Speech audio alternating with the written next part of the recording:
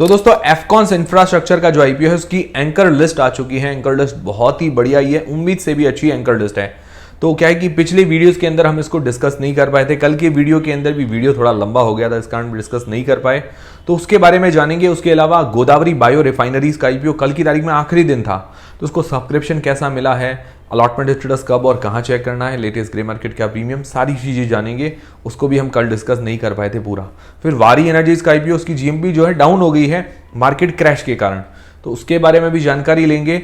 और नवंबर महीने के अंदर अपकमिंग आईपीओस कौन कौन से हो सकते हैं, 6-7 नाम सामने आ रहे हैं, उनमें से 4-5 आईपीओस हो सकते हैं। तो सारों के नाम मैं आपको बताऊंगा कि कौन कौन से आईपीओस नवंबर के अंदर ओपन हो सकते हैं। तो सबसे पहले जानते हैं एफकॉन्स इंफ्रास्ट्रक्चर का जो आईपीओ है उसकी एंकर लिस्ट जो है कैसी आई है। तो 1621 करोड़ रुपए जुटाए हैं एंकर इन्वेस्टर्स के द्वारा। टोटल 5400 करोड़ रुपए का इसका इश्यू साइज है, काफी बड़ा इश्यू साइज है। उस हिसाब से एंकर इन्वेस्टर्स के द्वारा 1621 करोड़ रुपए जुटाए हैं। तो अगर बात करें इसके अंदर म्यूचुअल फंड्स की, मतलब डीआईआईस, डोमेस्टिक इंस्टीट्यूशनल इन्वेस्टर्स की, तो उसके अंदर बड़ा नाम HDFC mutual fund, ICICI, Nippon, Aditya Birla, Mirae asset, BNP Paribas, Invesco, LIC, Quant, WhiteOak, मतलब ये बड़े बड़े नाम शामिल हैं म्यूचुअल फंड लिस्ट के अंदर। फिर बात करें एफआईआईस, मतलब फॉरेन इंस्टीट्यूशनल इन्वेस्टर्स की, तो उसके अंदर monetary authority of Singapore, Black Rock, PGGM, Fidelity, Goldman सैक्स, bank of Japan, Nomura, Morgan Stanley, Societe Generale, MND, काफी बड़े बड़े नाम हैं एफआईआईस के अंदर भी। उसके अलावा काफी सारी इंश्योरेंस कंपनीज भी शामिल है। तो ओवरऑल अगर इसकी रेटिंग देखें एंकर लिस्ट की, तो 8 से 9 रेटिंग दे सकते हैं 10 में से। तो मतलब काफी अच्छी रेटिंग है, काफी अच्छी इसकी एंकर लिस्ट आई है। और देखिए एंकर लिस्ट से काफी ज्यादा इफेक्ट देखने को मिलता है जब बड़े इन्वेस्टर्स इंटरेस्टेड होते हैं किसी आईपीओ के अंदर, तो उसका रिस्पॉन्स अच्छा रहता है। फिर पहला दिन था एफकॉन्स के आईपीओ में अप्लाई करने के लिए, पहले दिन ये 0.10 टाइम्स, मतलब 10% ही टोटल सब्सक्राइब हुआ है। अभी काफी अंडर सब्सक्राइब है, QIB, NII portion, employ portion, सारे पोर्शन अभी अंडर सब्सक्राइब हैं। आप में से किन किन लोगों ने पहले ही दिन इस आईपीओ में अप्लाई किया है कमेंट करके बता दीजिएगा। तो ये 0.10 टाइम सब्सक्राइब हुआ है, करीबन 398 करोड़ रुपए लगे हैं इस आईपीओ पर पहले ही दिन। और ये जो सब्सक्रिप्शन कम मिल रहा है, इसका रीजन ये है कि मार्केट अभी जो है डाउन चल रहा है, मार्केट में क्रैश का माहौल चल रहा है, इस कारण सब्सक्रिप्शन के फिगर जो है कम नजर आ रहे हैं। जीएमपी जो करीबन 7% के आसपास चल रही थी, आज की तारीख में सिर्फ 3% के आसपास चल रही है। लगभग 15 रुपए पर शेयर, 32 शेयर्स का लॉट है, अंदाजन 480 रुपए जैसा फायदा देखने को मिल रहा है। ये सिर्फ एक अंदाजन जीएमपी है। बाकी आपको फाइनल डिसीजन का वीडियो भी मिल जाएगा मंडे की शाम को कि भाई अप्लाई करना चाहिए नहीं करना चाहिए। अब गोदावरी आईपीओ और बाकी सारे आईपीओ का भी अपडेट देते हैं। तो अब बात करें गोदावरी बायो रिफाइनरीज के आईपीओ की, तो ये टोटल 3 दिन के अंदर 2 गुना से भी कम सब्सक्राइब हुआ है, 2 टाइम्स से भी कम, 1.87 टाइम्स ही टोटल सब्सक्राइब हुआ है। करीब करीब 725 करोड़ रुपए के आसपास लगे हैं इस आईपीओ पर। और एनआईआई पोर्शन जो है अंडर सब्सक्राइब है। रिटेल पोर्शन की बात करें तो 100 में से 65-70 लोगों को इसका अलॉटमेंट मिल जाएगा आराम से।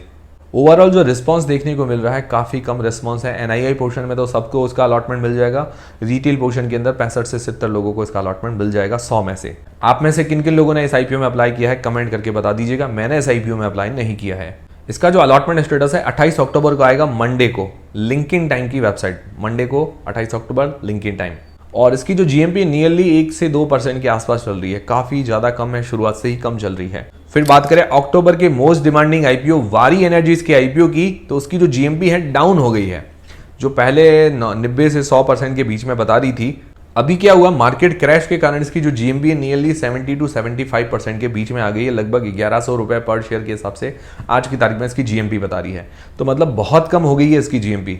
वैसे जीएमपी सिर्फ एक अंदाजा है, इसको अंदाजा मानकर चलिएगा। तो ये जो रीजन है मार्केट अभी क्रैश हो रहा है, इसके कारण थोड़ी बहुत डिमांड घटी है। और ये अगर लॉन्ग टर्म विजन है आपका, तो मुझे लगता है ज़्यादा चिंताजनक बात नहीं है। जिनको अलॉट हुआ उनको थोड़ी चिंता हो रही होगी कि भाई जो पैसे डबल हो रहे थे, तो हो सकता है थोड़ा बहुत हमें कम लिस्टिंग गेंस देखने को मिले। कम भी मिले तो कोई टेंशन करने की ज़रूरत नहीं है, आप इसको थोड़े दिन होल्ड भी कर सकते हो। मैंने आपको बताया भाई 5 नवंबर के आसपास जो तारीख है यूएस इलेक्शन की, उसके बाद हमें मार्केट के अंदर कुछ सुधार देखने को मिल सकता है, या हो सकता है उससे पहले थोड़ा बहुत हमें मार्केट सुधरते हुए वापस देखने को मिल जाए। फिर दीपक बिल्डर्स का आईपीओ, उसकी जो जीएमपी है उसकी भी जीएमपी डाउन हुई है। लगभग जो चल रही थी पहले 15% के आसपास, आज की तारीख में 10% ही जीएमपी बता रही है। लगभग 21 रुपए पर शेयर के हिसाब से इसकी जीएमपी है। तो इन दोनों आईपीओ की जीएमपी जो है काफी ज्यादा डाउन हो गई है। और मैंने आपको बताया डाउन होने के कारण मार्केट जो कभी क्रैश की स्थिति में चल रहा है ये है। अब दोस्तों नवंबर महीने के अंदर अपकमिंग आईपीओ कौन कौन से हो सकते हैं, तो 8 आईपीओ की संभावना है कि ये नवंबर के अंदर ओपन हो सकते हैं। जरूरी नहीं कि 8 के 8 ओपन हो, ठीक है। इन आईपीओ की संभावनाएं हैं, उसमें से कुछ आएंगे 4-5 आईपीओ। पहला तो बड़ा आईपीओ हो सकता है स्विगी का आईपीओ, क्योंकि स्विगी और Hyundai को लगभग साथ ही में मंजूरी मिली थी सेबी से आईपीओ लाने की। Hyundai का आईपीओ तो आ गया है, अब स्विगी का आईपीओ आने की संभावनाएं हैं। हो सकता है थोड़ा बहुत लेट भी करे, क्योंकि जो ये मार्केट में क्रैश की स्थिति चल रही है उस हिसाब से हो सकता है थोड़ा बहुत डिले भी हमें देखने को मिले।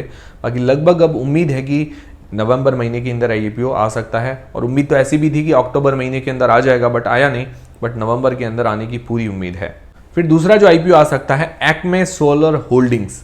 ये one of the leading producer है, मतलब जो सोलर पावर, मतलब ये जो सोलर प्लांट लगे हुए होते हैं वहां से पावर जनरेशन होता है, उसमें से लीडिंग प्रोड्यूसर है इलेक्ट्रिसिटी की, या आप कह सकते हैं पावर जनरेशन की, मतलब लीडिंग कंपनी है। तो एक तो ये इलेक्ट्रिसिटी वगैरह जनरेट करती है सोलर पावर से, उसके अलावा ईपीसी का काम है, और उसके अलावा ऑपरेशन एंड मेंटेनेंस का भी काम करती है। तो ये जो आईपीओ है 3000 करोड़ रुपए के आसपास का हो सकता है। काफी अच्छा ये दमदार आईपीओ नजर आ रहा है। बाकी वैल्यूएशन कैसी लाती है वो आगे आने वाले टाइम में पता लगेगा।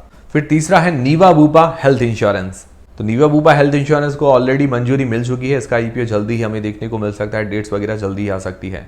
फिर चौथा है पारस हेल्थ केयर का आईपीओ, इसको भी मंजूरी मिल चुकी है, इसका भी आईपीओ जल्दी ही ओपन होते हुए हमें देखने को मिल सकता है। फिर पांचवा है जिंका लॉजिस्टिक्स, जो कि फ्लिपकार्ट से जुड़ी हुई कंपनी है, और इसको भी मंजूरी मिल चुकी है, इसका भी आईपीओ जल्दी ओपन होते हुए देखने को मिल सकता है। फिर छठा है सेजिलिटी इंडिया, इसको भी मंजूरी मिल चुकी है, इसका भी आईपीओ जल्दी ही ओपन होते हुए हमें देखने को मिल सकता है। फिर सातवां है मोबीक्विक का आईपीओ। मोबीक्विक रिचार्ज वगैरह के लिए काफी फेमस है, इसका भी आईपीओ जल्दी ओपन होते हुए हमें देखने को मिल सकता है। फिर आठवां आईपीओ है मोस्ट अवेटेड आईपीओ में से एक, एनटीपीसी ग्रीन एनर्जी का आईपीओ। तो इसको मंजूरी मिलना अभी थोड़ा बाकी है, तो इसके अंदर हो सकता है थोड़ा बहुत टाइम लगे, और हो सकता है कि भाई नवंबर के अंदर ही इसको मंजूरी मिल जाए और जल्दी नवंबर के अंदर ही आईपीओ आ जाए। बट मेरा गैस तो पिछली बार भी यही था कि भाई दिसंबर के आसपास ही आएगा, क्योंकि इन्होंने अभी डीआरएच भी फाइल की, तो थोड़ा सा टाइम लगेगा ही। बाकी एनएसडीएल का आईपीओ हो सकता है नवंबर के अंदर ओपन होते हुए देखने को मिले, नवा आईपीओ हो सकता है। तो ये कुछ आईपीओ हो सकते हैं, उनमें से 4-5 आईपीओ की अनाउंसमेंट हो सकती है। आपको क्या लगता है कौन कौन से आईपीओ की अनाउंसमेंट होगी, और आप कौन से आईपीओ का इंतजार कर रहे हैं, कमेंट करके बता दीजिएगा। मैं पर्सनली इन सभी आईपीओ में से एनटीपीसी ग्रीन और एनएसडीएल के आईपीओ का इंतजार कर रहा हूं। तो दोस्तों ये थे सारे आज के अपडेट्स। उम्मीद करता हूं हमारा वीडियो, हमारी जानकारी आपको काफी पसंद आएगी, हेल्पफुल रही तो वीडियो को लाइक जरूर करें, चैनल को सब्सक्राइब कर लें। टेलीग्राम, इंस्टाग्राम, व्हाट्सएप चैनल सबके लिंक डिस्क्रिप्शन के अंदर है। मिलते हैं दोस्तों अगले वीडियो के अंदर।